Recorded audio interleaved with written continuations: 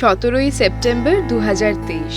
দিনটা হয়তো সারা জীবন মনে থাকবে আমাদের, কারণ এই বিশেষ দিনেই প্রথমবার আমি আমার হাজব্যান্ডের সাথে আমার চেনা গণ্ডির থেকে বহু দূরে পাড়ি দিয়েছিলাম আমেরিকার উদ্দেশ্যে।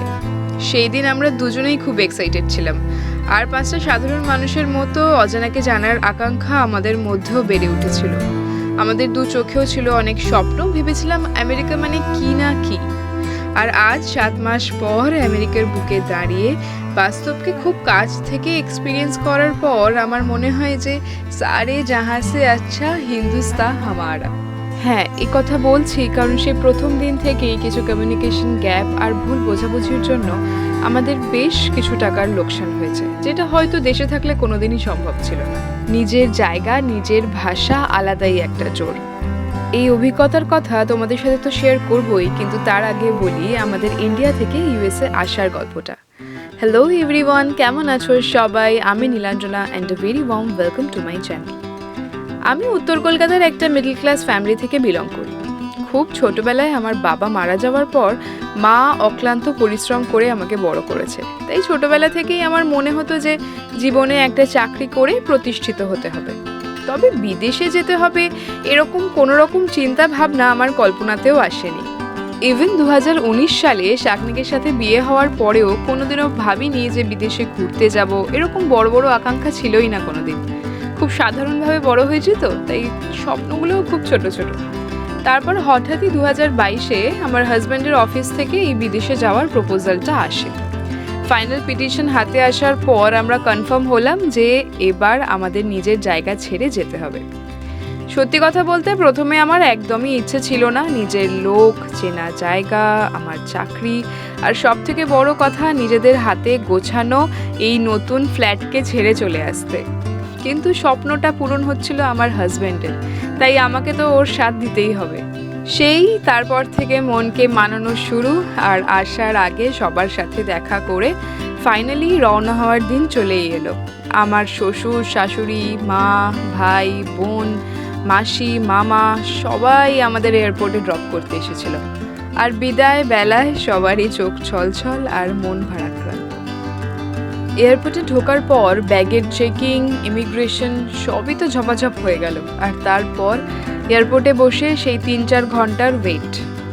এয়ারপোর্টে ঢোকার পর থেকে ফ্লাইটে উঠে কলকাতা ছেড়ে বেরোনোর মুহূর্তটা আমার কাছে ছিল সবচেয়ে কঠিন। বারবারই মনে হচ্ছিল আমার কাছের মানুষ আর চেনা শহরকে আবার কবে দেখব। যাই হোক, রাতের অন্ধকারে কলকাতা ছেড়ে আবুধাবি এয়ারপোর্টে পৌঁছালাম রাত 1টা বাজে তখন। আর তারপরই 1.5 ঘন্টার ডিফারেন্সে ছিল আমাদের শিকাগোর উদ্দেশ্যে পরের ফ্লাইট। আমরা এতিহাদ এয়ারলাইন্সে ফ্লাই করছিলাম, আর এই এয়ারলাইন তখন একটা আলাদাই ফেসিলিটি দিচ্ছিল। আবুধাবি এয়ারপোর্টেই আমাদের ইউএসএর ইমিগ্রেশন কমপ্লিট হয়ে যায়। ইউএসএ ঢোকার পর আর আলাদা করে ইমিগ্রেশন করতে হতো না, যেটা খুবই সুবিধাজনক ছিল আমাদের জন্য। 14 ঘন্টার এই জার্নিটা আমাদের কাছে একটা ট্রানজিশন পিরিয়ডের মতো ছিল। অনেকটা মন খারাপকে পেছনে ফেলে সামনের দিকে এগিয়ে যাওয়ার প্রচেষ্টা। This is the first time যখন আমি বুঝলাম টাইম ট্রাভেল কাকে বলে। একই দিনে আটলান্টিক পার হওয়ার সময় 2বার সূর্যোদয়ের সাক্ষী থাকলাম। এরই মাঝে অগণিত বার বিভিন্ন খাবার আমার সামনে এসে হাজির। খাবারের কোয়ালিটি ছিল বেশ ভালো। মুখ চালাতে চালাতেই খানিকটা আমাদের ডেস্টিনেশনে এসে পৌঁছেও গেলাম। এই প্রথমবার ইন্টারন্যাশনাল ফ্লাইটে বসার একটা অসাধারণ এক্সপিরিয়েন্স হলো, কারণ সার্ভিসেসগুলো ছিল এক্সেলেন্ট। প্লেনের সিটে বসে যখন শিকাগোর ওই গোল্ড কোস্ট এরিয়াটা দেখলাম না, তখন মনে হলো এই তো বিদেশ পুরো, ঠিক যেমন টিভিতে দেখি। এই অবধি তো বেশ ভালোই, মজায় মজায় চলে এলাম। কিন্তু আসল যুদ্ধ তো শুরু হলো এরপর। আমেরিকাতে প্রথমবার আসার সুবাদে বাড়ি পেতে গিয়ে এত হয়রানি হতে হলো যে সে কি বলবো। 1 মাস মতো হোটেলে থাকলাম। অনেক হ্যাপা করে বাড়িঘর তো পেয়ে গেলামই, কিন্তু তারপর শুনতে লাগলাম যে যেসব ইন্ডিয়ানরা নতুন এই কমিউনিটিতে আসছে তাদের সবার ঘরে একবার করে চুরি হচ্ছে। আমেরিকাতে চুরি, এটা ভেবেই তো অবাক লাগলো ফার্স্টে। তারপর হলো ভয়। আমেরিকানরা মেনলি ইন্ডিয়ানদের টার্গেট করে, কারণ ওরা জানে যে সব ইন্ডিয়ানদের ঘরেই সোনা থাকে। ওরা সোনা ছাড়া কোনো ইলেকট্রনিক্স জিনিস বা দামি যে কোনো জিনিসে কিন্তু হাত দেয় না। এটা আমি জানতাম।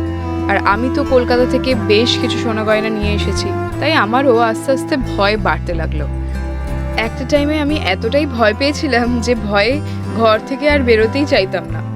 তারপর বারান্দায়, ঘরের দরজায়, সব জায়গায় ক্যামেরা লাগানোর পর একটু শান্তি হলো, আর মনে হলো যে না, এবার আমি একটু সিকিউরড।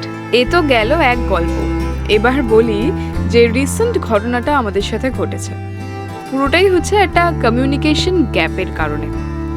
যতই তুমি বলো যে আমি ইংলিশে একদম পারদর্শী, কিন্তু অন্য দেশে অন্য ভাষাভাষীর মানুষের সাথে কথা বলতে গেলে একটা কমিউনিকেশন গ্যাপ তৈরি হয়েই যায়। সেদিন সকালে ডাক্তার দেখাতে গিয়ে দেখি যে ডাক্তারের ফিস $35, সেটা তো ওরা নিলই। তারপর হঠাৎ করে রিসেপশনে দাঁড়িয়ে শাগনিককে বলছে যে $170 পে করতে হবে। তো শাগনিক ওখানে দাঁড়িয়ে জিজ্ঞাসাও করলো যে কি কারণে $170 পে করতে হবে। না, ওরা বলছে এটা হচ্ছে একটা আউট অফ পকেট চার্জেস, এটা আপনাকে পে করতে হবে। বিদেশের মাটিতে দাঁড়িয়ে রিসেপশনের কাউন্টারে টাকা পয়সা নিয়ে এরকম জেরবার করতে কিরকম একটা যেন সম্মানে লাগে। লোকে ভুরু উঁচিয়ে তাকায়। তখন নিজেরই মনে হয় যে নে বাবা, যা বলছে দিয়ে দিই, তারপর বাড়ি গিয়ে দেখব। আমরাও ঠিক তাই করলাম। আত্মসম্মানের খাতিরে সবার সামনে দাঁড়িয়ে পকেট থেকে $170 জাস্ট দিয়ে দিলাম, কিছু না কোয়েশ্চেন করে। বাড়িতে এসে ইন্স্যুরেন্স কোম্পানির কাছে ফোন করে জানতে পারলাম যে আমাদের ডাক্তারবাবু আমাদেরকে না জানিয়েই চেক আপ করার আগেই 1000টা টেস্ট করিয়ে নিয়েছে। সেই কারণেই $170 ওখানে রিসেপশনে জমা দিতে হয়। প্রতিদিন প্রতি মুহূর্তে এরকম আরও অনেক অনেক অভিজ্ঞতার সম্মুখীন হই, যেগুলো দেখে মনে হয় যে না বাবা, আমাদের নিজের দেশ ঢের ভালো। নিজের জায়গায় নিজের লোকের সাথে ঝগড়া মারামারি সব কিছু করে নিজের জিনিসটা নিজে কিন্তু বুঝে নেওয়া যায়। কোথাও থেকে যে ঠকে ফিরে আসবো তার চান্স কিন্তু অনেক কম। তাই আমি মনে করি যে অল্প বয়সে দেশে বিদেশে ঘুরে অনেক এক্সপিরিয়েন্স গ্যাদার করে আবার নিজের দেশের মাটিতেই ফিরে আসা বাঞ্ছনীয়। বিদেশের মাটিতে কোনো আত্মীয়তা নেই, টান নেই, আছে শুধু টাকার পিছনে ছুটে চলা, যা মানুষকে যন্ত্রে পরিণত করছে। আজকের ব্লগটা এখানেই শেষ করছি। ভালো লাগলে চ্যানেলটা সাবস্ক্রাইব করো। দেখা হচ্ছে পরের ব্লগে। ততক্ষণ পর্যন্ত টাটা।